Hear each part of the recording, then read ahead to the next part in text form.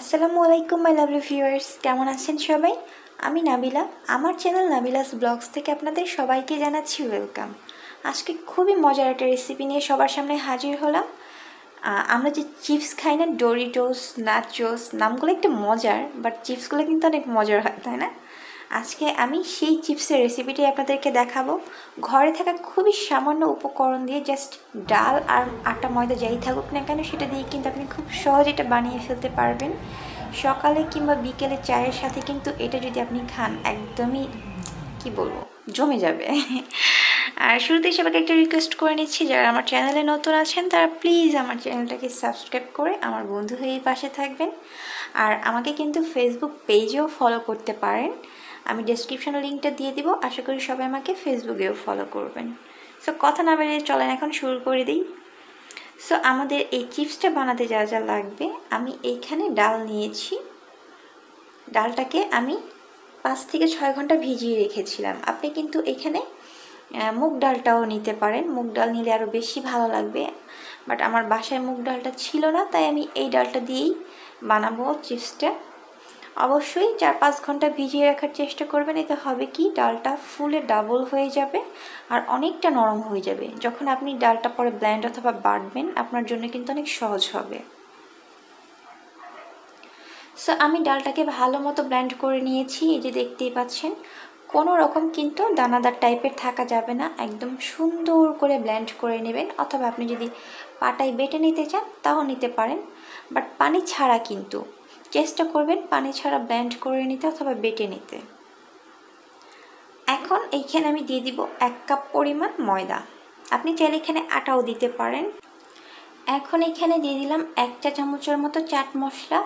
আপনার বাসায় চাট মশলা না থাকলে গরম মশলাটা দিলেও হবে।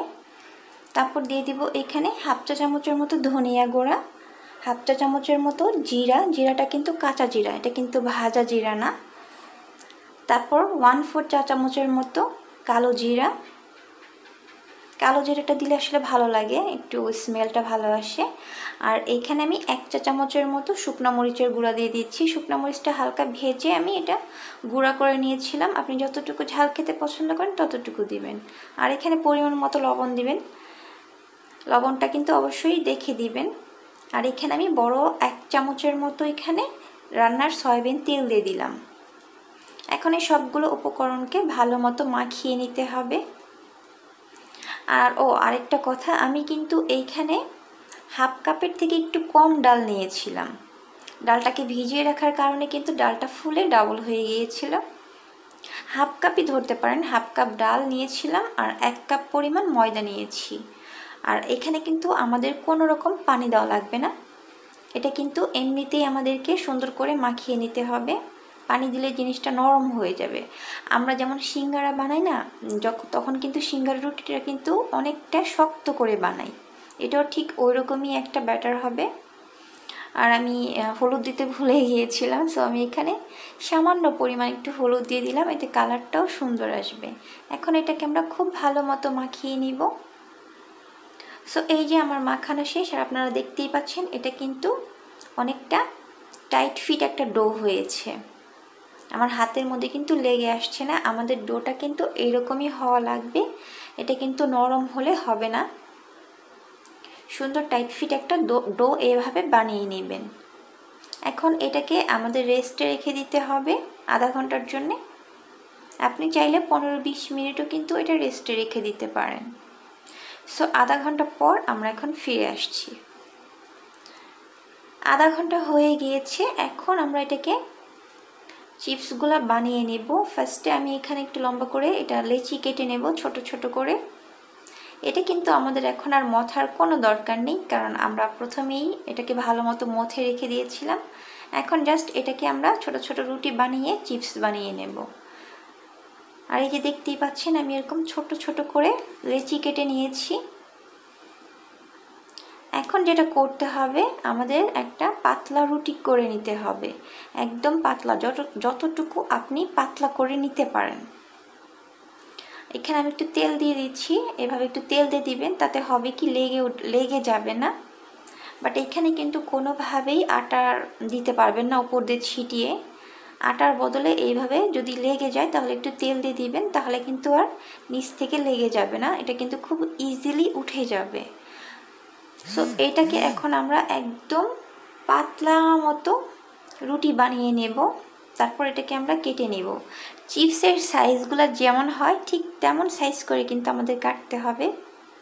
আমরা চিপসগুলো যে খাই ঠিক ওই সাইজের করে আমরা কেটে নেব। সো এটাকে আমি একদম ভালো মতো সুন্দর করে পাতলা রুটি বানিয়ে নিচ্ছি। আর এটা যে আপনার একদম গোলই হতে হবে এমন কিন্তু কথা না, আপনি যেভাবেই পারেন সেভাবে রুটি বানিয়ে নেবেন, বাট একটু গোল করে বানাতে পারলে ভালো হয় আর কি, শেপটা কিন্তু সুন্দর হবে যখন আপনি চিপসের শেপগুলো দিবেন। এখন এটাকে আমি যেভাবে কেটে নিলাম, ওই যে বললাম যে চিপসের সাইজ করে এভাবে কেটে নেব, তাই আমি এভাবে সাইজ করে কেটে নিয়েছি। চিপসগুলো কিন্তু এইরকম সাইজেরই হয়, তাই না? আর আপনারা কিন্তু দেখতেই পাচ্ছেন এটা কতটা পরিমাণে পাতলা, অবশ্যই কিন্তু ঠিক এমনই পাতলা করে এটাকে বানানোর চেষ্টা করবেন। সো এইভাবে আমি সবগুলা বানিয়ে নেব। আমার সবগুলা বানানো শেষ। এখন আমি একটা প্যানে পর্যাপ্ত পরিমাণে তেল দিয়েছি, অবশ্যই ডুবো তেল হতে হবে। তেলটা যখন হালকা কুসুম গরম হবে তখন আমরা চিপসগুলা দিয়ে দিব। অবশ্যই হালকা কুসুম গরম, আপনি হাত দিয়ে ধরতে পারবেন তেলটা এমন গরম হওয়া অবস্থায় আমাদের এই চিপসগুলো দিতে হবে। তা না হয় কিন্তু যদি তেলটা বেশি গরম হয় চিপসগুলো দেওয়ার সাথে সাথে কিন্তু এটা কিন্তু ওপর থেকে কালার ঠিকই হবে, বাট ভেতরে কিন্তু আপনার মচমচে হবে না, আর ওপর থেকে ফোসকা পড়ে যাবে। সো এটাকে হালকা গরম তেলে আমাদের দিয়ে চুলার আঁচটাকে লোতে দিয়ে তারপর ভেজে নিতে হবে। এতে হবে কি সুন্দর মচমচে হবে। সো চুলার আঁচটা আমি একদম কমিয়ে দিয়ে এখন এটাকে সুন্দর করে এপিট ওপিট উল্টিয়ে ভেজে নেব। আর এটা কিন্তু আপনি সংরক্ষণও করতে পারবেন, এটাকে ভেজে ভালো মতো এয়ারটাইট বক্সে ভরে কিন্তু 2 সপ্তাহের জন্য কিন্তু এটা আপনি রেখে দিতে পারবেন। আর তেলটা কিন্তু একদম ফ্রেশ ব্যবহার করার চেষ্টা করবেন, তাহলে হবে কি তেলের গন্ধটা থাকবে না। অনেক সময় দেখা যায় যে ভাজা পোড়া জিনিস কয়েকদিন রাখলেই কেমন যেন একটা তেলের গন্ধ লাগে, বাট তেলটা যদি আপনি ফ্রেশ নেন তাহলে কিন্তু আর এই গন্ধটা লাগবে না। আর এই যে চিপসগুলো দেখতে পাচ্ছেন, সো এইভাবে আমি সবগুলা চিপস ভেজে নেব। আমি একটু বেশি কালার করে ভাজবো, তার মানে একটু বেশি কি বলে কড়া করে ভাজবো, আমার কাছে ওটা বেশি ভালো লাগে। এই তো কিছুক্ষণ পর দেখতেই পাচ্ছেন আমার এগুলো কিন্তু ভাজা শেষ হয়ে গেছে আর সুন্দর একটা কালার এসেছে। আপনি যদি কনফিউজড থাকেন যেটা কি ভাজা হয়েছে কি না বুঝতে পারছেন না, আপনি একটা নিয়ে জাস্ট একটু ভেঙে দেখবেন, তাহলেই দেখবেন যেটা একদম মুচমুচা টাইপের হবে, তাহলে কিন্তু বুঝতে পারবেন যেটা ভাজা হয়ে গিয়েছে। আর এটা এমন একটু কালার করে আমি ভেজে নিয়েছি। এটা কিন্তু একটু কড়া টাইপের ভাজলেই বেশি ভালো লাগে। আর এই শব্দ শুনে কিন্তু আপনারা বুঝতেই পারছেন এটা কতটা মুচমুচে হয়েছে। সো আমার আজকের এই রেসিপিটা যদি আপনাদের ভালো লেগে থাকে তাহলে কিন্তু লাইক কমেন্ট শেয়ার করতে কিন্তু ভুলবেন না, আর সাবস্ক্রাইব করারও অনুরোধ রইল সবাইকে। আজকে এ পর্যন্তই, সবাই ভালো থাকবেন, সুস্থ থাকবেন, সবার জন্য রইল অনেক অনেক দোয়া আর অনেক ভালোবাসা। আল্লাহ হাফিজ।